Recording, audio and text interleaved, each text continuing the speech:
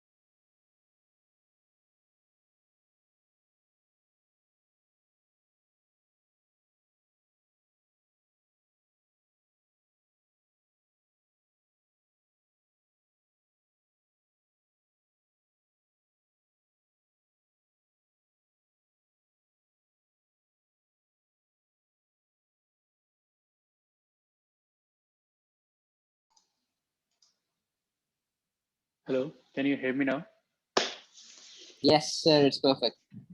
Good.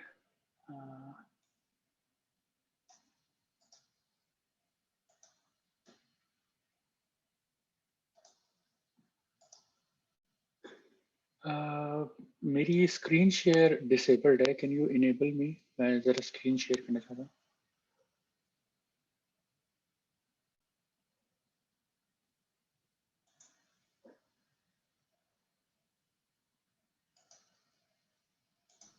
Sir आप host हैं, आप स्क्रीन शेयर कर सकते हैं।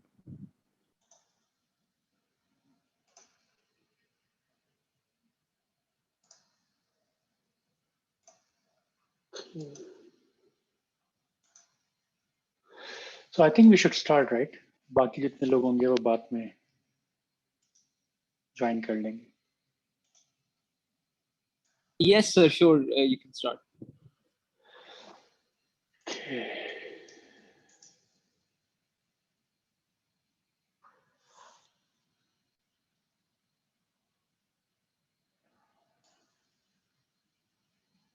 एक मिनट जरा बस होल्ड करना. I'll be right back.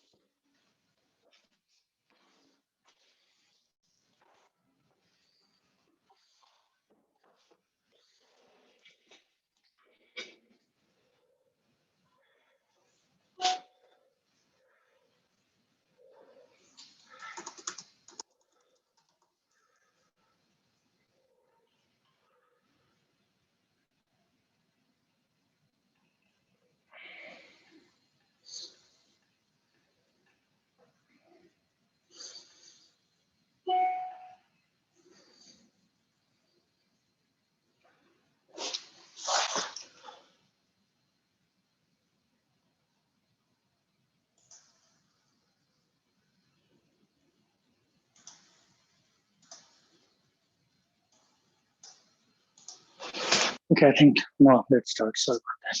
Okay, so क्या हाल है आप लोग के? Is everyone good? All right. Yes, sir. We are all great. आप क्या हाल तो है? मैं बिल्कुल ठीक.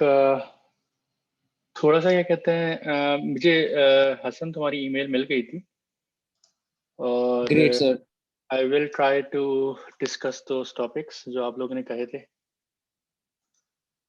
Perfect, sir. Thank you so much.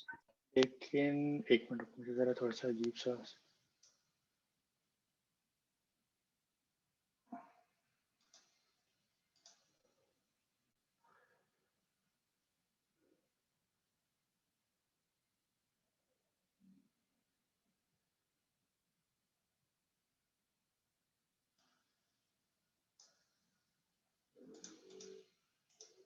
Anyway, okay, let's start.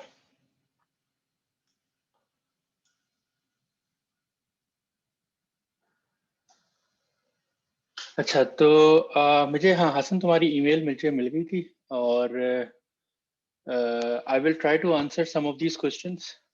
लेकिन not in this lecture. So मेरा plan ये है कि this is the second lecture, right? So last time I talked about some very fundamental things. I give a brief introduction के what cosmology is, large scale structure cosmology के इसके अंदर how can we understand the scales in the universe. इसके अंदर इस lecture series इस lecture में I will discuss about some again the basic things and try to give you the overview.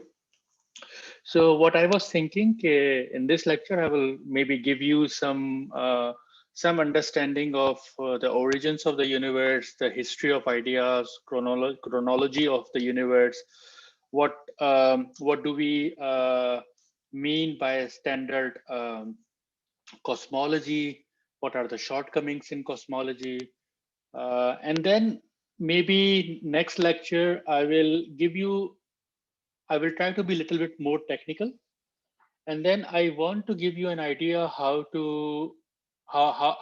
So I want to give you some technical things. I want to show some technical equations, and I want to teach you a little bit about what is effective field theory and how we can apply this idea to understand the clustering of galaxies in the universe. And then maybe in the last two lectures or the last lecture, we can discuss about some of the things that you suggested, and also how we can use simulations and data analysis and cosmology, some practical tools. Maybe give you some idea about what are the research trends in cosmology. Perfect, sir. Okay. Sounds great to me. So what we can do, or I think Hassan suggested me, I will give you an overview 45 minutes, or for something like 45 minutes, and 15 minutes we will have for question and answer. I'm sure you guys have you will have a lot of questions. I don't mind interrupting me in the middle of the lecture. You can ask me, because it's not a formal lecture; it's very casual. But if you have, I don't know, but Hassan suggested that it would be nice that if we have the questions at the end of the lecture. So, but if you really want me to ask anything, if you really don't understand what's going on, please feel free to interrupt me, ask me any questions. Don't worry if you want to wait until the end or not, but feel free to ask questions. Okay, so. All right.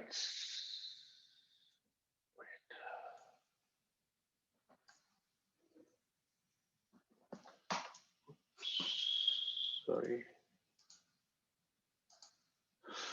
Okay, so again, we'll start with the origins of the universe. This is the diagram of our universe, the expansion of the universe from the Big Bang until today, the present time. So this is how we describe the evolution of the universe, different time scale, different events. And this picture is very cool because this gives you an overview of everything what happened in the history of the universe in the past.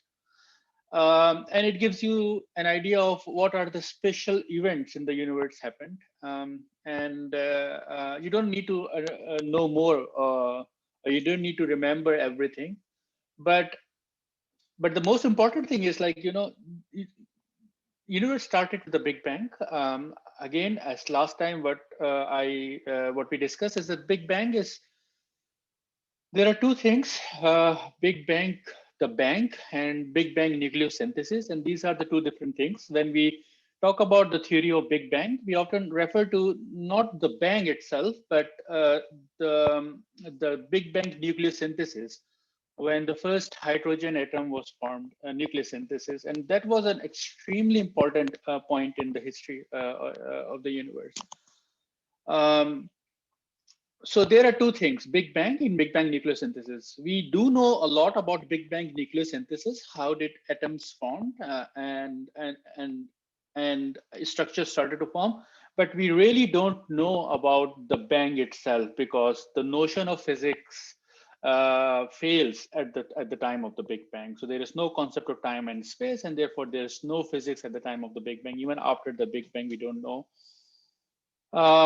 There are some interesting events happened after the Big Bang, maybe 100th of a second after the bang. And those events are very important because all the structures that we see in the universe now started to form during that phase. And that phase is called inflation, right? So universe started with the quantum fluctuations, and the inflation is this period, the small period in the universe when the universe expanded or accelerated tremendously. And all these quantum fluctuations in the universe, they stretched out during the inflation. And inflation provided the seeds for the structure formation in the later time. Okay, so inflation is an extremely important event. We don't know whether it really happened 100%. Like, we are not 100% sure, but we do have a lot of confidence from the data that we have gathered so far that inflation or something very similar to inflation did happen. And some phenomena like inflation was important right after the Big Bang in order to provide the seeds for the structure formation in late time universe.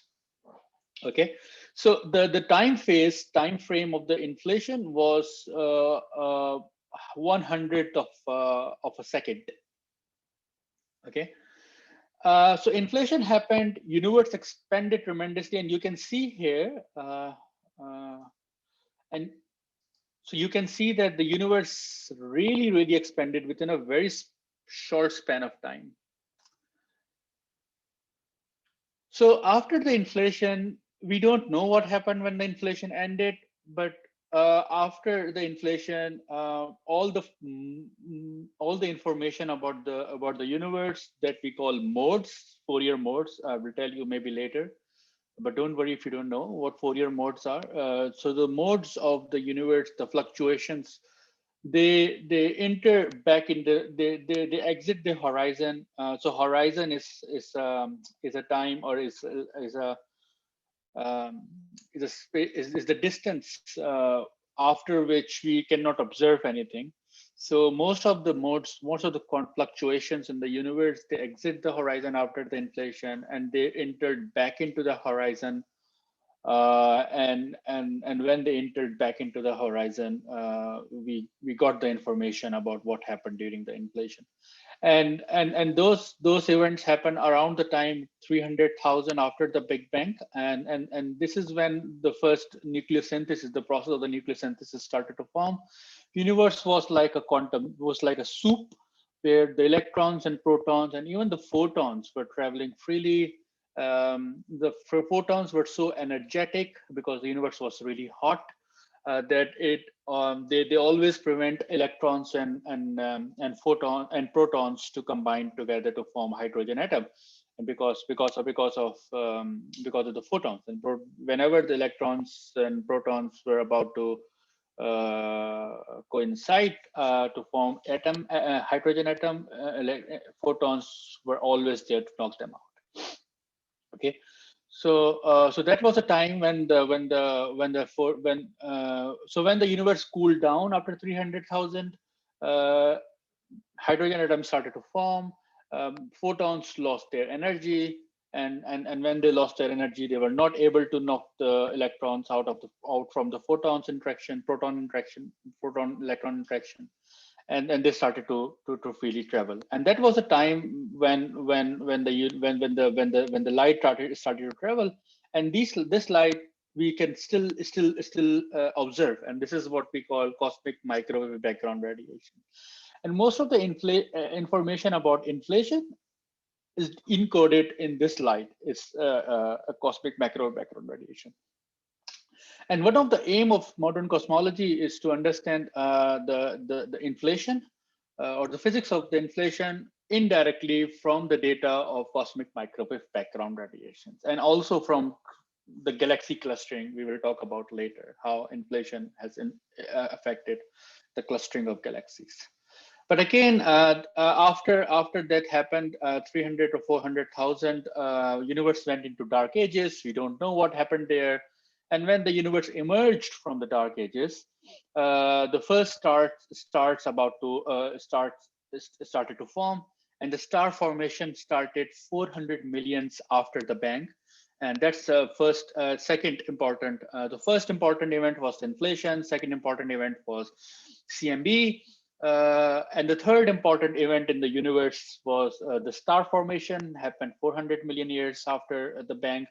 And then after the star formation, the matter,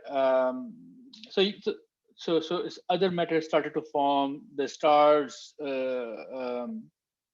they gathered a cluster together to form galaxies. Galaxies clustered together to form clusters of galaxies in the large scale structure. So the development of galaxies and planets was something in between, as you can see.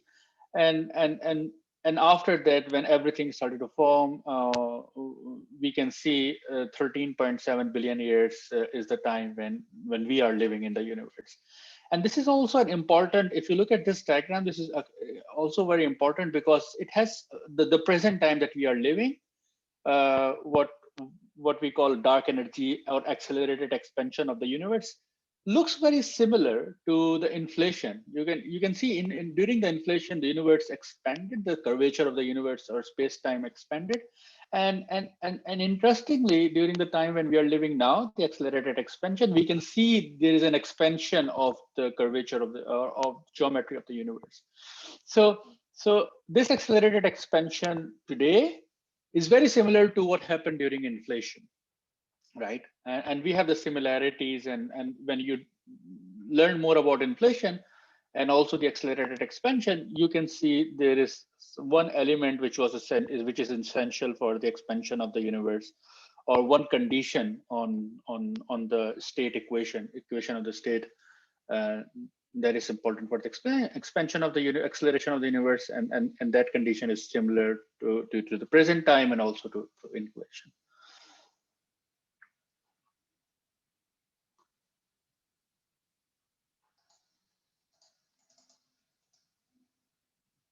So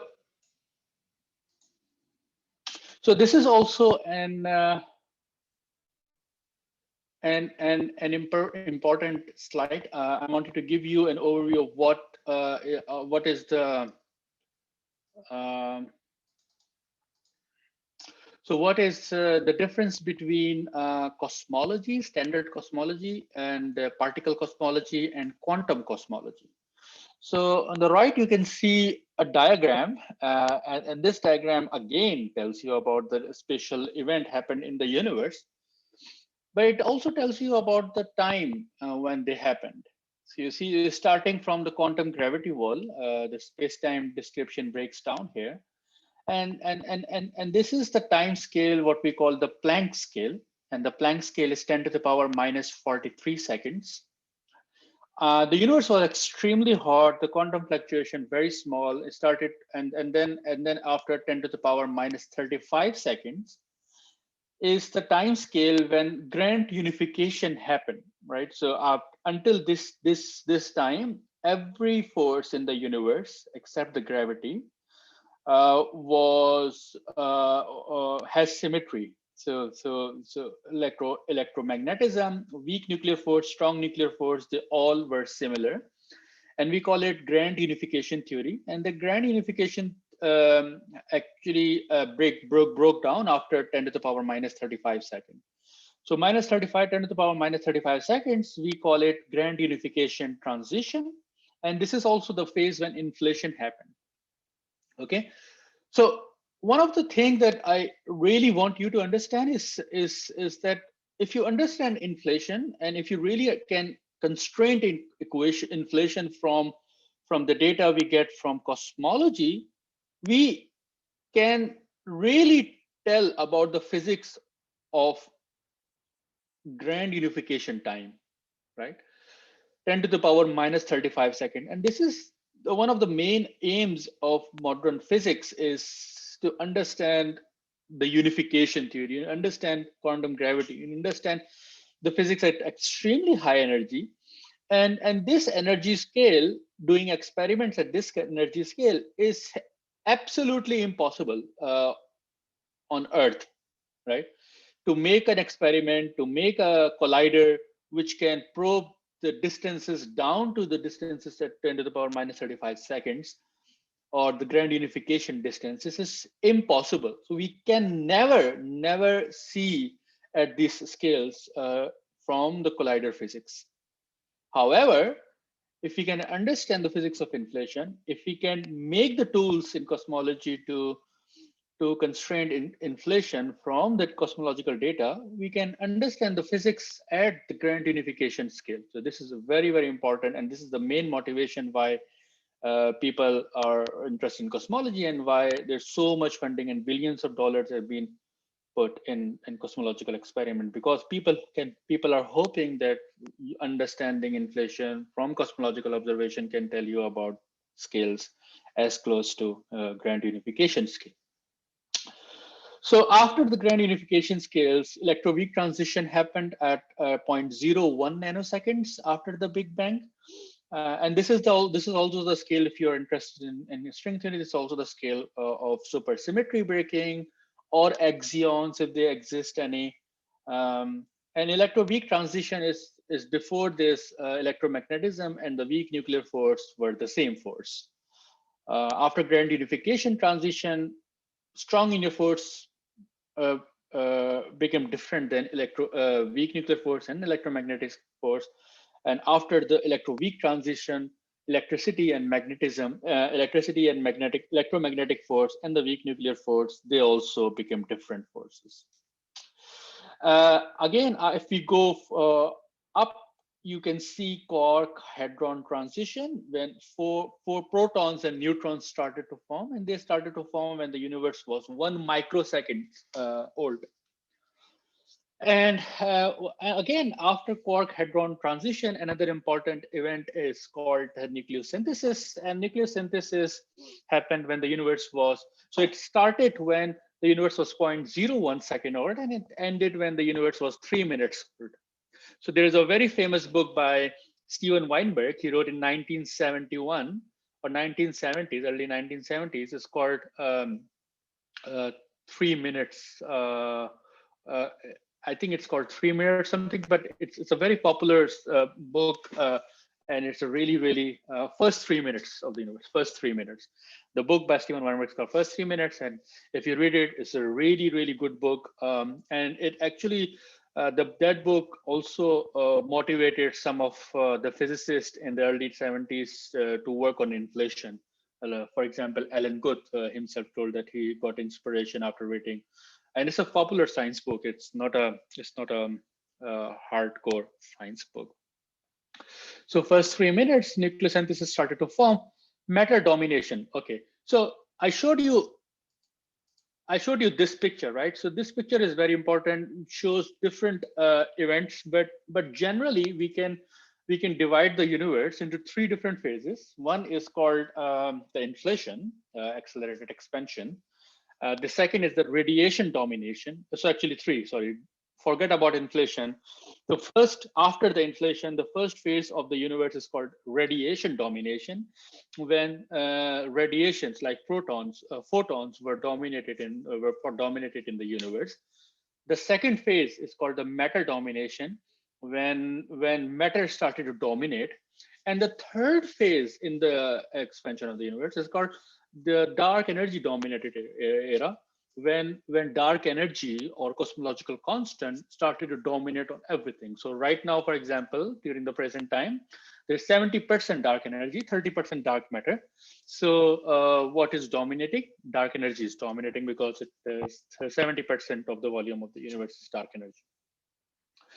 And so you can see the matter domination era started when the universe was 5,000 years old. And the recombination is another important era when the first hydrogen atom was formed. And this is the time when the CMB decoupled, cosmic microwave background radiation decoupled from the quantum soup. And again, the galaxy formation era started when the universe was 700 million years old. Star formation started 3 billion years. Accelerated expansion started when the universe was only 11 billion years old, and today is 14 billion years. Okay. So this is the chronology of the cosmology. So on the left, you can see there are 3 different fields in cosmology people work on. The one is the standard cosmology, and the standard cosmology is the study of the universe spanning the time between about 1/100th of a second after the Big Bang through to the present time. The standard model for the evolution of the universe in this epoch has faced many stringent observational tests. And having said that, the standard cosmology still has a number of unresolved issues that you don't know. So what is that matter? What is the nature of dark matter? What is the nature of dark energy? Why we have the accelerated expansion? What is the nature of all of these things? We don't know. We don't know about galaxy formation. We don't know so many things. We don't know about the Hubble parameter, whether it is consistent with the Planck observation or consistent with the supernova experiment. There's so many unresolved issues in standard cosmology. And then we have particle cosmology, and particle cosmology builds a picture of the universe prior to this at the temperature regime that is still lie within known physics. For example, high energy particle accelerators at CERN and Fermilab allows us to test physical models for processes which would occur only 0.00000 so many zeros 1 seconds after the Big Bang. And to mention that this area of cosmology is more speculative because we can hardly do any observational test at this scale. It's more speculative. And it involves some kind of extrapolation. So for example, at CERN, you look at what happened at the energies 10, 14 tera electron volts, and then you understand the physics at their scales, and then you try to extrapolate your understanding to much higher energies. So it's more of an extrapolation than, and it often involves calculation difficulties because as you go to the smaller and smaller scales, your physics started to become really, really complicated. So it's more heavily mathematical and more speculative. And then we have quantum cosmology. This is the ultimate holy grail of cosmology. Considers questions about the origins of the universe itself. And it describes quantum process at the earliest time that we can conceive of a classical space-time, that is a Planck epoch. And this is what we're talking about, 10 to the power minus 41 seconds after its beginning. Well, given that we as yet do not have a fully consistent self-consistency of quantum gravity, this area of cosmology is more speculative, and we do not have any observational test to for quantum cosmology so far.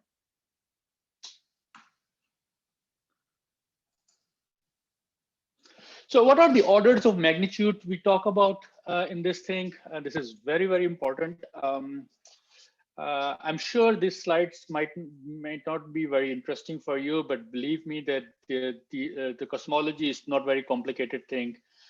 But in order to understand the scales, in order to understand the orders of magnitude, in order to understand the history of what happened in the universe are very, very important. And these are the most important things to remember, to be honest. And what are the orders of magnitude? So a cosmologist has first to get the order of magnitude correct. And this is very important, as I said. Quantities which are given as 10 to some power 6, say simply 1 followed by 6 zeros. That is in this case, 1,000,000, 1 million. So quantities which are given as 10 to some minus power, say 1 in the 6th place after the decimal point, that is 0.00001 millionth of a second, right?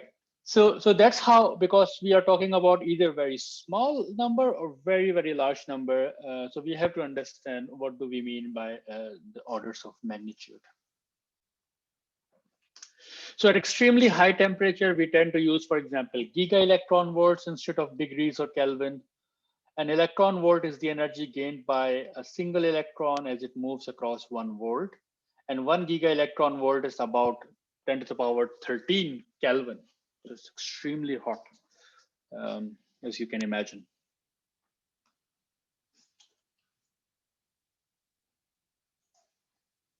So, okay, so this is also very important. There are 4 pillars of standard cosmology. Right, so I'm not going to talk about particle cosmology. I'm not going to talk about quantum cosmology because these are more speculative. What I'm going to talk about is standard cosmology. It's more observational, more theoretical, and we can do test. We have the data in standard cosmology, and there are 4 key observational success of the standard hot Big Bang model. And those things are first expansion of the universe, how universe expanded is very important. We have the observational results from about the origins of the cosmic microwave background radiation. We have observational tests for nucleus synthesis of the light elements. And we do have some models which constrain formation of galaxies and large scale structure. And especially the formation of galaxies and large-scale structure is the current modern research trend, and most of the focus in cosmology around formation of galaxies and large-scale structure. So what about expansion of the universe? Well, as I said, the universe began about 14 billion years ago, right? Every particle started rushing apart from every other particle in an early super dense phase. The fact that galaxies are receding from us in all directions is a consequence of this initial explosion and was first discovered observationally by Hubble. Right, so there is an excellent evidence for Hubble's law. So what is an Hubble's law? Hubble's law basically states that the recessional velocity, that the galaxies are receding from us, and they have some kind of velocity, and we don't know what velocity they are receding. We don't know the velocity of the galaxy, but we can imagine that they are receding from us. So they do have a velocity called v, and this velocity is proportional to the distance from the observation. And this relation is defined in terms of a parameter called the Hubble parameter. So if we observe a galaxy which is really far away, they're receding with a more higher velocity, right? And the galaxies which are closer to us, they have a small recessional velocity. And the Hubble parameter, Hubble constant, is not really a constant. It's a constant at a fixed time, right? So and it changes as the universe is expanding, and we often called it Hubble parameter, Hubble, not Hubble's constant. And this is one of the interesting areas of the research in cosmology, because there were two different experiments recently. One was the Planck experiment, which observed cosmic microwave background radiations. And then there was another experiment where they observed the explosion of the supernova. In 1997, three teams, one from the US, two from the US, one from Australia, they observed independently the explosion of the supernova, and they calculated the deceleration of the universe, and they were surprised that the universe was not decelerating, rather it was accelerating. And they did not understand the cause of the acceleration of the universe, and so they found out later that the main cause for the acceleration of the universe is the presence of the dark energy. And they constrained the Hubble parameter in the process, and the value they got is something 72 plus minus with some units. I'll tell you more about it later. And another experiment, Planck, which observed cosmic microwave background radiation, they also measured the parameter of Hubble, and they got the value something 67 something plus minus. And the value they got had a discrepancy of more than 4 sigma from what the supernova guys observed.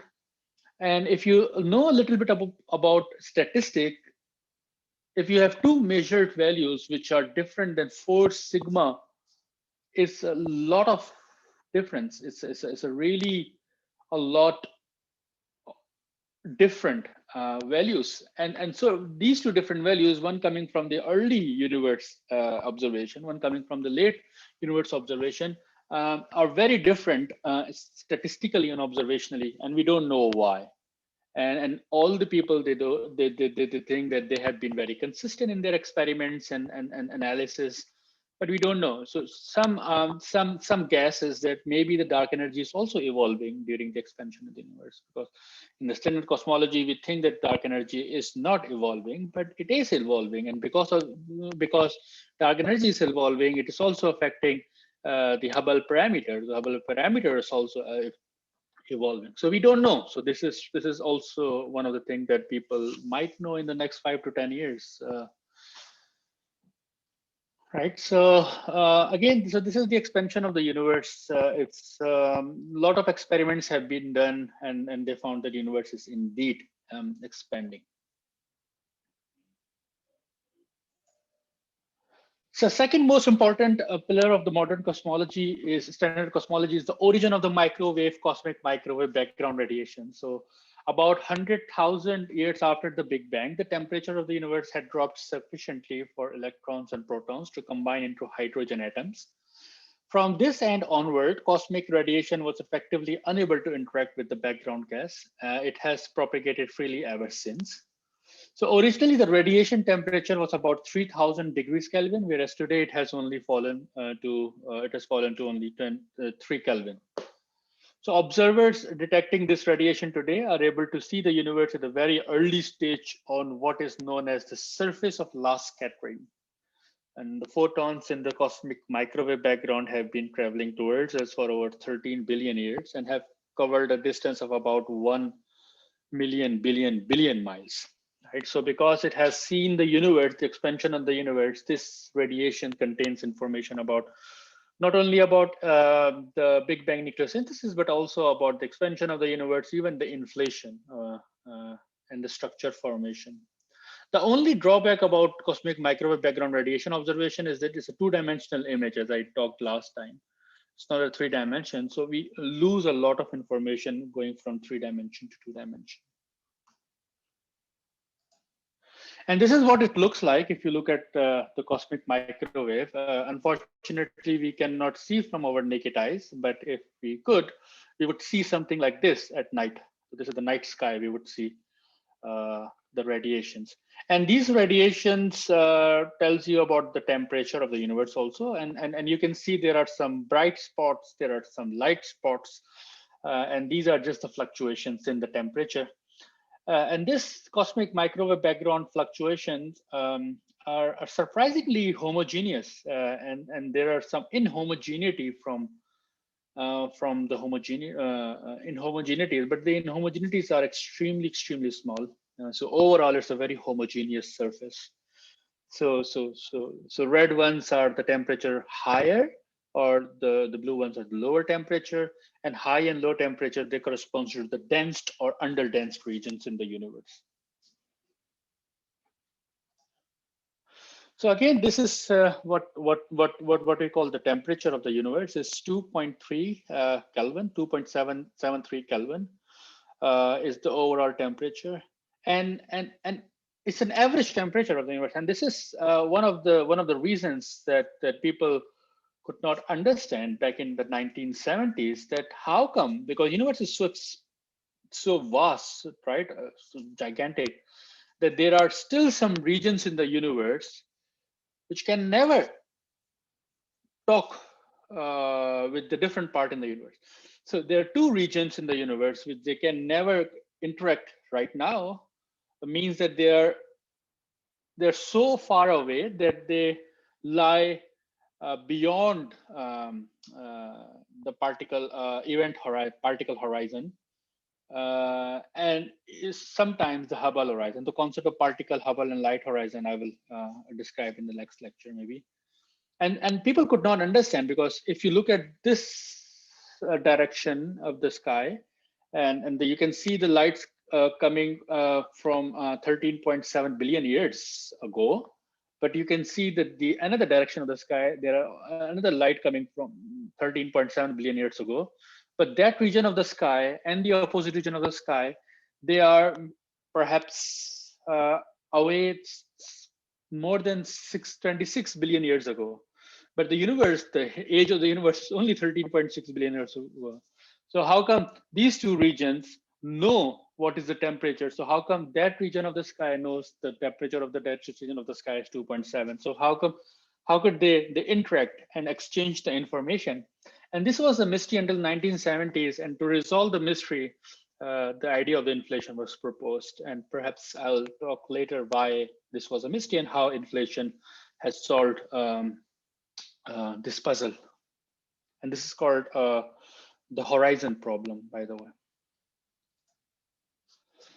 Nucleosynthesis of the light elements again has a lot of observational tests, and it has passed a lot of observational tests about the hydrogen atom, the helium abundance, helium-4 abundance, and yeah. So heavier elements, for example, of which we are partly made, were created later in the interiors of stars and spread widely in supernova expansion. So that's how elements spread around across far regions in the universe due to the explosion of supernovas. So formation of galaxies and large-scale structure. Just to understand, maybe I think we're running out of time. Just give me 5 minutes. I'll wrap it up.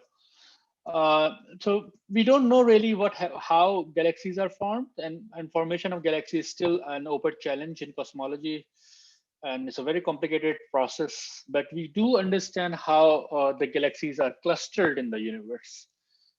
If you look at the distribution of galaxies, we do kind of understand the distribution of galaxies. Now we do have the models, but we really do not have consistent models for the formation of the single galaxies. And that's why I was telling you that I want to tell something about effective field theory of large-scale structure, because in the effective field theory of large-scale structure, we want to understand the clustering of the universe of the galaxies, because the clustering of the galaxies contains a lot of information about the underlying matter distribution, about the initial conditions, about the expansion of the universe. But if we don't know about how one single galaxies are formed, how can we describe the distribution of galaxies? And the beauty of the effective field theory of large-scale structure is that we can encapsulate our ignorance about small-scale physics in some parameters that we don't know, and we can constrain those parameters from the data. And those unknown parameters, they contain a lot of information about galaxy formation and about physics of the small scales. So even if we don't know about galaxy formation, we can still apply the idea of effective field theory, and we can encapsulate our ignorance of what we don't know in some parameters that contains a lot of information about all these unknown physics we don't know. And in the later times, maybe we can measure these parameters in observation. And this is exactly what people in the fluid dynamics, they also do. So in order to see whether this fluid is oil or water or another liquid, you don't really have to solve all the particle interactions present.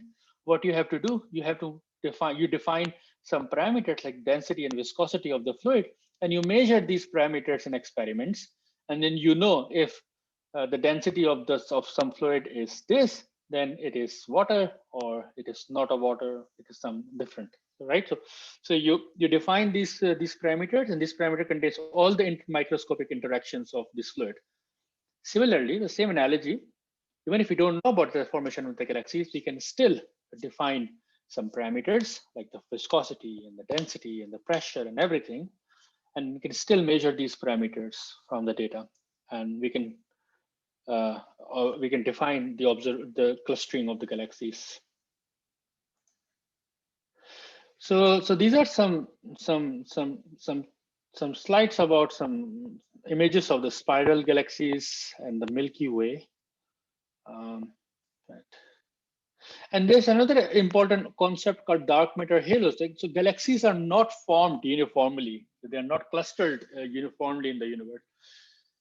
They're not spread across the universe uniformly. They are clustered, and the clustering of the galaxies is very important because it tells you that there is something underlying this clustering. There is some matter that we don't know called dark matter, and dark matter is also not uniformly distributed. It's clustered in the universe, and it forms different kind of structures. And one of the structures that are underlying dark matter form is called dark matter halos, and these are gravitationally bound spherical or non-spherical structures, perhaps, I don't know. And within these structures, the galaxies are formed. So if we look at the cluster of the galaxies, which is a very small cluster, then we can expect that the underlying dark matter halo has a small mass. But if we look at a very large cluster of the galaxies, that corresponds to a larger dark matter halo, underlying dark matter halo. And different sizes of halos are filled with the different filament structures. So if you look at the dark large scale structure kind of thing on this is the dark matter, not the galaxies. On very massive scales, I give you some idea of what megaparsec looks like, and this is the scale at the megaparsec level, 100 megaparsec level, and this is what you will look like. But this is an image not from observation, because we cannot observe dark matter. This is an image from dark matter simulations, from cosmological simulations, and we have used different colors to represent uh, uh, dark matter and the regions which do not contain dark matter. So as you can see, the dark regions are called dark matter voids. They're the cosmic voids. They don't contain anything.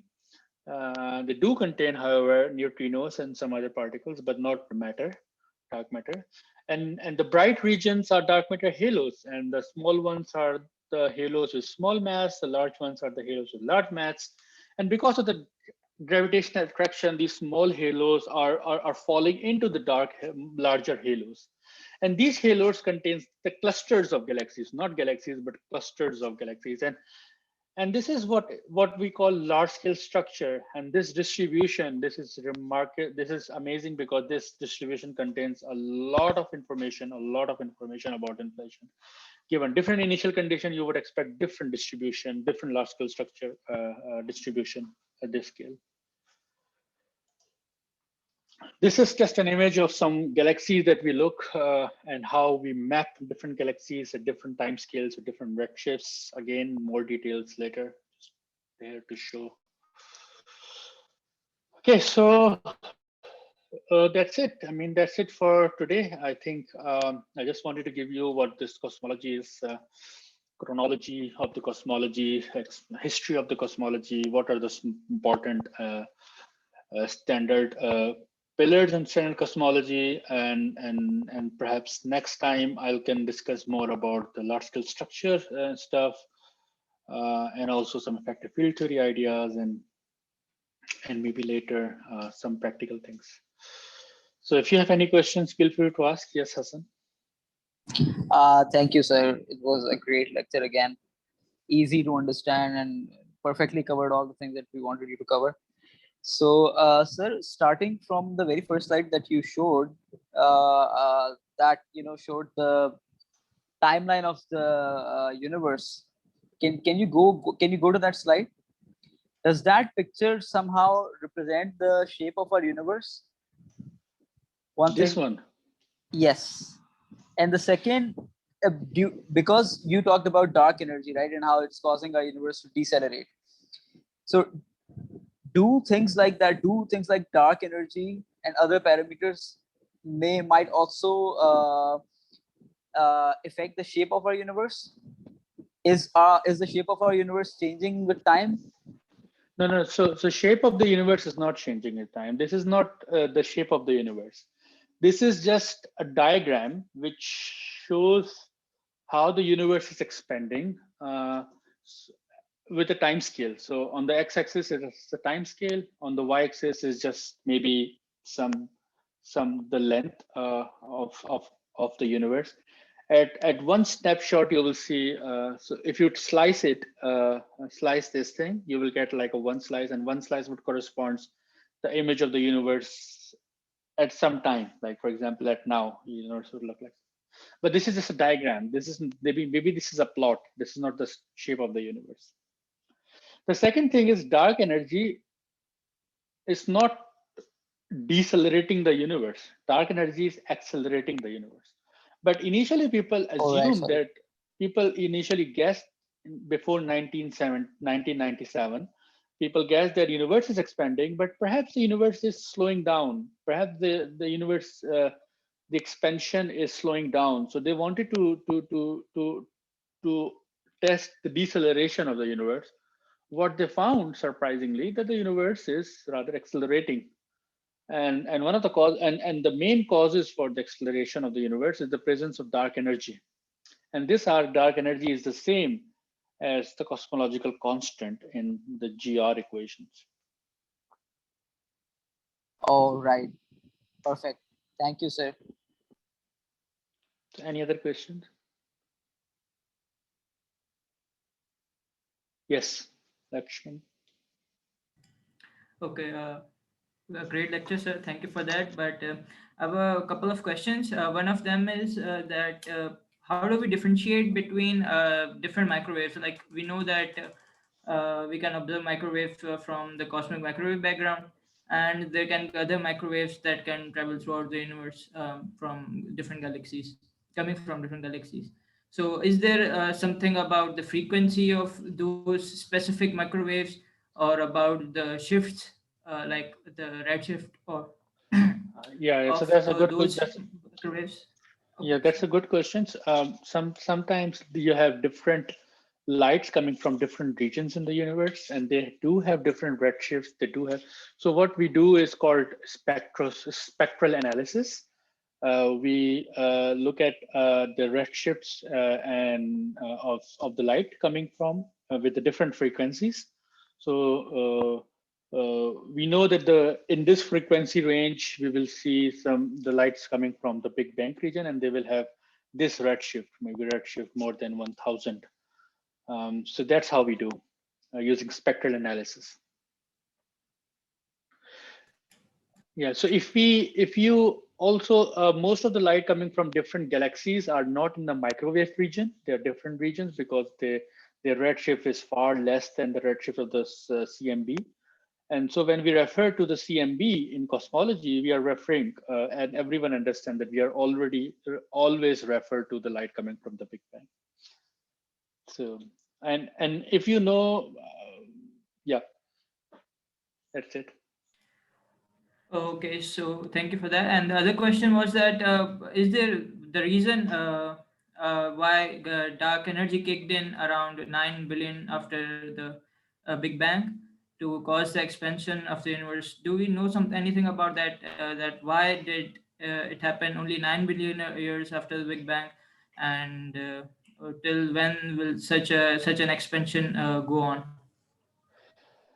Yeah, that's also a very good question. For I mean, as I said, universe was dominated by different components, and the universe was small, so the density of each component was higher at different times, at different times, because at the time when when the universe was dominated by radiations, the volume of the universe was very small, so the total density of radiation was more than the density of any other component, and the universe started to expand, and so everything the densities started to decrease. The densities of radiation and radiation started to travel, so they started to lose their energy, and structures started to form. And because of the structure formation, the densities of the structure, the matter started to dominate. And then the universe kept on expanding, kept expanding. Um, and because of the expansion of the universe, the relative densities of different components started to fall. And at some point, because one component that is called dark energy is kind of weird because we don't know, and so people often ask, like, if something is expanding or accelerating, is it expanding in some pre-existing space? So if you, for example, blow a balloon, you know that balloon is expanding, but you know it's expanding in this space, this is which is outside the balloon. So if the universe is accelerating or expanding, is it expanding in some some pre-existing space-time? But there is no notion of space-time outside the universe. There is no notion of the space-time outside the horizon of the universe. So there isn't something a pre-existing space. So what is happening is dark energy is continuously. So because of the dark energy, you can see that because of the presence of the dark energy, um, the space and time is being formed continuously inside the universe. And because there always like a space time has been formed, so the relative density of dark energy is not falling. So this is just like the spatial time in the universe. I really don't know the exact answer, but this is my understanding. So it just started now. The Why the universe is dominated by dark energy after 9 billion years. But it's still a mystery. So you said that dark energy's density is not falling, right? I've heard this somewhere before as well. So this means, does that mean that dark energy is being continuously created? Because if the universe is expanding and the density is not falling, so this Yeah, might this is also one be of a the mystery. this.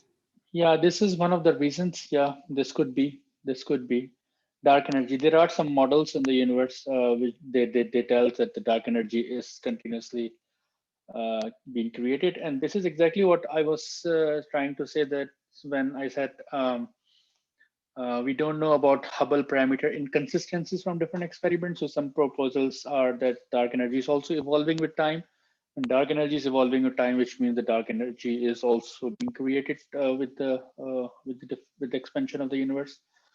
But we really don't know. We don't have the exact answer to this question. Hopefully, in future, people will have answer. Thank you so much, sir. Thank you very much. Any other question?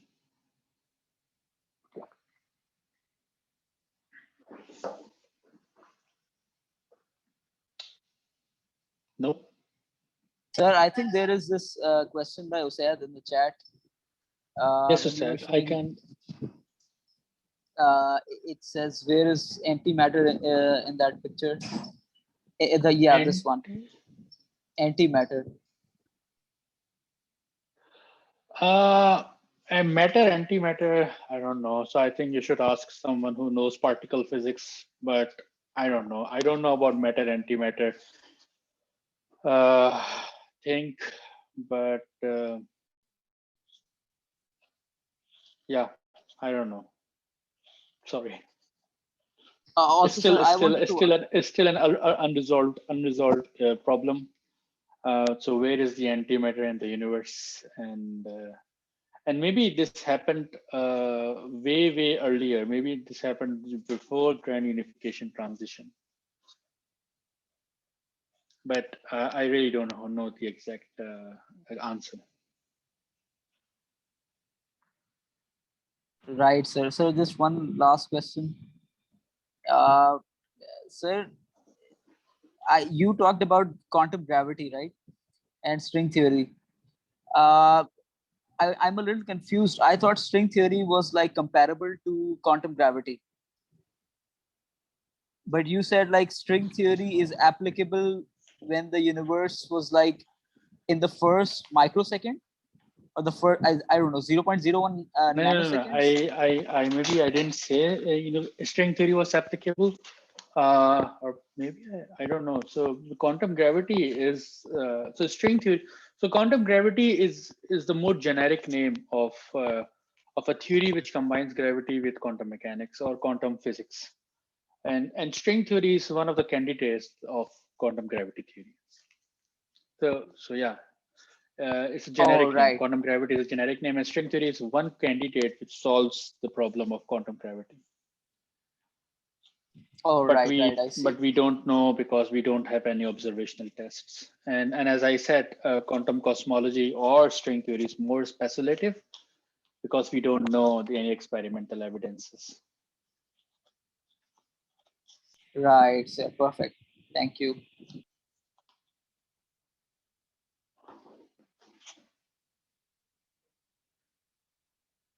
Any other questions? Anyone? So was it accessible? Was this lecture accessible to you guys? Was it difficult, easy, not easy? Yes, It's sir. not Very a, much. It was easy to understand, like I said, or काफी accessible था मेरे लिए. I'm not sure about others. So if other people can unmute, Mohit says that it was. So Mera in the chat says it was easy to understand. Thank you, Professor. so any other suggestions for the next lectures? What you guys want? So what are your expectations from these lecture series? Before we wrap up, I think everyone who is attending or who have attended, can you guys please tell me your maybe expectations, your suggestions? Can you guys please unmute yourself and speak, because that is gonna be more helpful. आप अपने अपनी कोई suggestions सब दें, यानी कि कोई insights वगैरह, because ये कोई formal lecture series नहीं है, very informal. तो जो आप कहोगे या कहते हैं वो यूजफुल होगा, मेरे लिए भी यूजफुल होगा, क्योंकि मुझे भी इतना एक्सपीरियंस नहीं है पॉपुलर टॉक्स देने का, या तो मेरे लिए भी एक अच्छी क्या कहते हैं लर्निंग एक्सपीरियंस होगा अगर आप लोग मुझे बताओगे कि ये सही है, यानी आप लोग को फायदा हो रहा है नहीं हो रहा, या आप लोग की एक्सपेक्टेशन क्या थी लेक्चर सीरीज से, या कुछ आप लोग को समझ में आ रहा है या नहीं आ रहा, तो प्लीज एनलाइटन मी.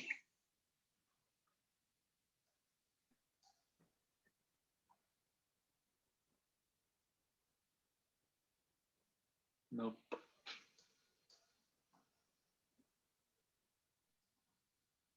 नहीं. Moid, I think, sir,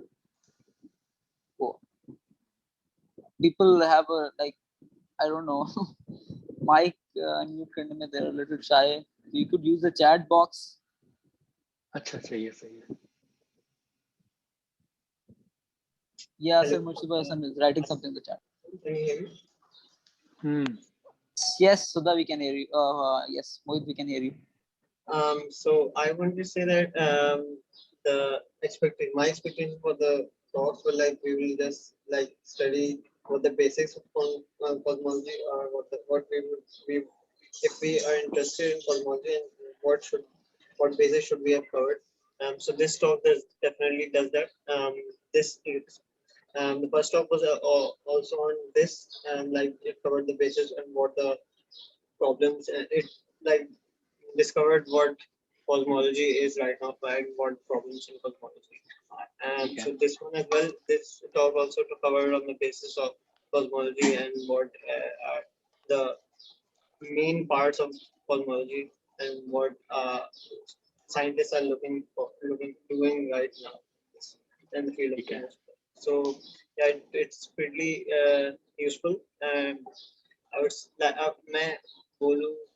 I would like to say that if some problems, even if they are not problems, if they have been solved, like some problem like you said that universe, the shape of the universe, you asked a question for. So some theories about it that the space is flat because the density of the matter is perfectly the value of the density is as perfect to define it as a plane. So maybe if we could get into that a bit, that would be good in the future lectures. No, thank you. बहुत शुक्रिया.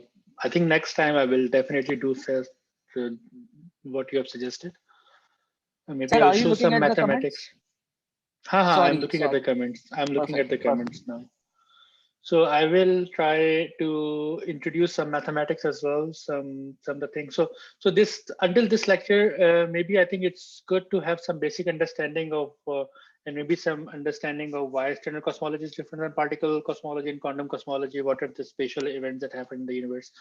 So now I think I have arrived at the large scale structure. So next time I will give you some mathematics. I will give you some kind of statistics of how we apply some statistical methods to data coming from microwave background radiation, so large scale structure cosmology. And also I want to really teach you about or give you some ideas about what vector field theory of large scale structure is and how we can apply this idea to understand the clustering of galaxies.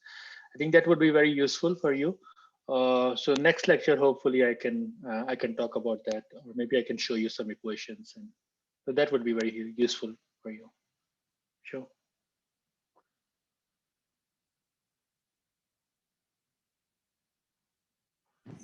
Sir, I think that would be interesting as well, because Cosmology, I think cosmology, regardless of what you're doing, engineering or computer science, I think modern day cosmology is pretty versatile in a sense that you only need, so what you need is computer techniques, computer simulations, data analysis, machine learning, maybe some statistics. You really need to understand a lot of statistics. So anyone with the background with engineering and computer science, I think they can able to understand what is happening and they can able to do some work if they want. So yeah, so in the next 3 lectures, I definitely talk about what is happening in cosmology and whether you can do anything in cosmology with your engineering background. Yeah. Sir मैं ये कह रहा था कि आप कोई reading assign कर सकते हैं, मतलब कोई आप हमें बुक कि हम ये पढ़ के आए तो हमारे लिए कंटेंट ज्यादा बेहतर होगा, आपका टाइम बचेगा, मैं चाह रहा हूँ आपका टाइम बच जाए और फिर आप थोड़ा सा एक मतलब तो थोड़ा एडवांस। मैं आई थिंक तुम्हें क्या कहते हैं ईमेल कर दूंगा, कुछ नोट्स ईमेल कर दूंगा और वो नोट्स तुम सबको फॉरवर्ड कर देना, तो वो अगर श्योर देख लें सर, हल्का सा खुद सही, तो वो काफी यूजफुल नोट्स होंगे। तो ज्यादा मैं रेटिंग्स नहीं दूंगा, तो मेरे ख्याल में 1 या 2 मैं नोट्स दे दूंगा, वो उस नोट्स के अंदर आई थिंक सब कुछ होगा, तो वो आप देख लो तो परफेक्ट, उसको, ठीक है। सही है, thank you so much sir, if it's not too much for you, सही है ना आपके लिए, this is not too much for you right? नहीं कोई मसला नहीं है, मैं तुम्हें ईमेल कर दूंगा, तुम फॉरवर्ड कर देना सबको। Perfect. And sir, thank you so much for like making these slides और इतना organize करके मैंने ईमेल में, मेरा ये नहीं मतलब था कि आप अलग से स्लाइड्स बना लें, बस इन्होंने मुझसे कहा था कि कोई अगर पीडीएफ जो सर यूज कर रहे हैं या कोई रिसोर्सेज हैं वो अगर सर शेयर कर दें, लेकिन आपने उसका बहुत अच्छी तरह से इसको ऑर्गेनाइज करके पीडीएफ बना दिया, तो like that this is very helpful. चलो ठीक है, मैं स्लाइड्स भी तुम लोग को सेंड कर दूंगा और वो भी दूसरी चीज सेंड कर दूंगा, और next time I will try to teach some technical things as well. Perfect, thank you so much sir. हाँ, और किसी को क्वेश्चन है? And then if you don't have any question, I think end करते हैं हम यहाँ पर, but feel free to ask me anything, और मुझे मैसेज कर सकते हो, कुछ भी कर सकते हो, और कर लो। If you want to discuss anything, ask any questions, feel free to ask me, email me, or yeah, so I would be happy to answer. So चलो ठीक है, फिर हम इसको end करते हैं, and I will see you guys next week, ठीक है? So I hope you enjoy this weekend, and sure sir, see you next week. looking forward to it, thank you so much. Okay, bye, Allah Hafiz. Allah Hafiz sir, thank you.